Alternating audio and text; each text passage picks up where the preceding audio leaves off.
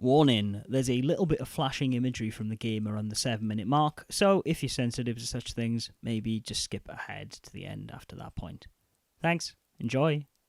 Hello everybody and welcome back to another episode of Boyographic, the show in which I, Matt, the Gameboy, will take you through the highs and lows of the Gameboy library, one card at a time.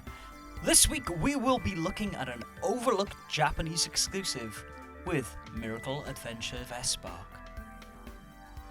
The Game Boy is a bit all over the place with its licensed video games, and I'm not talking in terms of quality, nor about how dubious some of those licenses are, given the primary audience for the console was children. I'm talking about what properties ended up becoming games at all. Movies, TV shows, and sporting events, sure. Toys and board games, yeah, why not? But stationary products is one where I scratch my head a little bit. And that, Game Boys and Girls, is the strange rabbit hole we find ourselves going down when we talk about Esparks. Originally released in 1989 by San X, Esparks is an odd mix of stationery, manga, and tabletop game that took Japan by storm. Primarily sold as notebooks, a short manga ran through the booklet and told the story of Esparks, and the notebooks even featured the kinds of board games you'd find in children's magazines. By buying additional stationery sets called Esper Packs, kids were given side stories and more robust games to play with their classmates. It should come as no surprise when I tell you that by 1993, Japanese PTAs apparently banned Espark products from classrooms around the country because they decided that the notebooks weren't notebooks at all, but simply manga, which, honestly, I can't really argue with given the room for writing to panel ratio in them. By 1995, Esparks fizzled out of existence.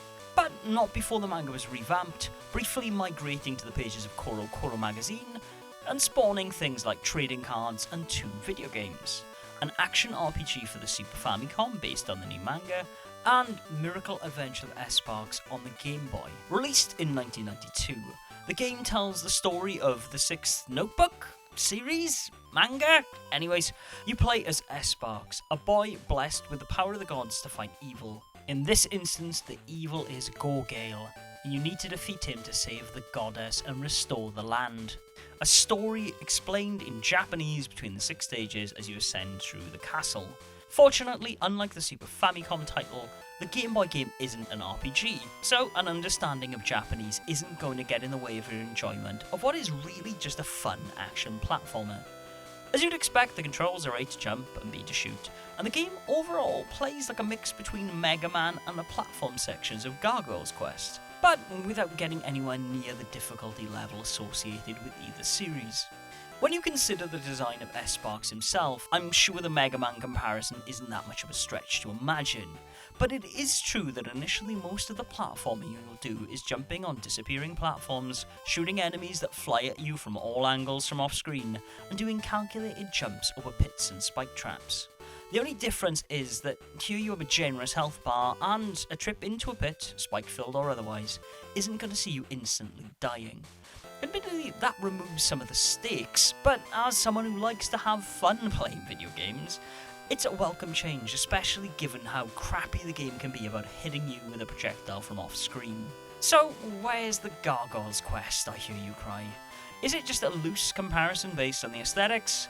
Can you cling to walls or fly in the game? Well, I'm sad to say that Esparks can do neither of those things. But there's more than just the oldie-worldy look of some of the levels. It's that the level design also follows the same non-linear approach that I love about Gargoyle's Quest. You see yourself using lifts, warping through portals, and even exploring areas that would honestly be pits in other games. So, while it feels a little unconventional, it also makes the game feel surprisingly modern. Oh, and there are levels where you fly on the back of a freaking dragon. Yes, folks, there is a flying section where Esparks rides around on the back of a dragon god and burninates. These levels can be a little trickier than the platform sections because of the size of your sprite and your very small blast radius. But, given that the game does have unlimited continues and the levels aren't too long, a bit of can-do attitude and some minimal memorization will see you through okay. These unlimited continues come in handy too, as while the levels themselves don't offer much challenge to seasoned players from the off, well, the bosses can actually be quite challenging. It's the first time in a while I've actually had to think about how to approach a boss battle and learn attack patterns. That said, the earlier bosses are a bit of a cakewalk because you can abuse your infinity frames after taking a hit and just fire a bunch of quick shots to take down their health, due to how the game handles Esparks attacks. As standard, you fire 2 blasts at a time, and once you land a hit or the bullet goes off screen, you can fire again. Meaning getting close up and personal will mean quicker enemy dispatches, though most things die with just a shot or two, so you don't need to worry about it too much outside of boss battles. As you traverse the levels, you can find a flying friend who will drop power-ups and health to aid you on your quest. One which will change your blaster type into 3-directional shot, that's great for crowd control. One to summon a flying friend called Kisuke who will, for a limited time, fly around you swatting enemies for you. And by holding down B, you can also charge up a more powerful beam attack, but only if you've got a power-up to spend, and those are tracked in that meter in the bottom right corner of the screen. Honestly though, given how you have to stand still to charge it and remain there, you probably won't use it much anyways. Unfortunately, also, if you die or it's a game over, you will lose these power-ups, so a cheeky cheat worth mentioning here is that any point during the game, just press pause, then B, up, start and select together to upgrade your shot again after losing a life. You won't always want to do this, especially in boss battles, but it can help on the last level for sure. Despite this being a 1992 Game Boy game, the expressive sprite perk is honestly better than I expected it to be. It's got that chunky, chibi look that most great Game Boy games do, which of course makes it reminiscent of the notebooks themselves, and results in surprisingly little screen tear or slowdown either. While the enemies do feel a little repetitive by the end of the game, their sprite design is solid enough that it didn't really bother me. The bosses too all look great, although I will say the size of the final boss and the constant lightning flashes used for visual effect make it a sadly underwhelming final fight. Also, I can't help pointing out when talking about the visuals that there are heartograms on the castle elevators, so for the 4 people who remember the band Him, you're welcome because I'm sure you've thought it too. When you top this off with a decent soundtrack, I think that it's fair to say that Esparks is a great game that I'm surprised so few people talk about. What's not so great about Esparks though is the price. At the time of recording, it's about $60 for a cart-only copy, with the last boxed one on eBay selling for well beyond that. With this game unlikely to see a re-release anytime soon though, I think it's pretty safe to say that you can find other channels if you want to take it for a spin.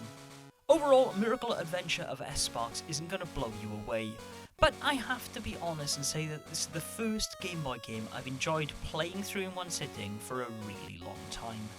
It doesn't outstay its welcome, the difficulty is a bit all over the place, but it never feels unfair. And when you combine these two factors with good music, great visuals and clever level design, I think the true miracle of Espark is that more people don't know about it. And that brings us to the end of another Boyographic, ladies and gentlemen. I hope you enjoyed. If you have, let me know down in the comments below, and I'll be back next week with another Japanese exclusive, believe it or not. Until then though, Game Boys and Girls, be sure, as always, to game on.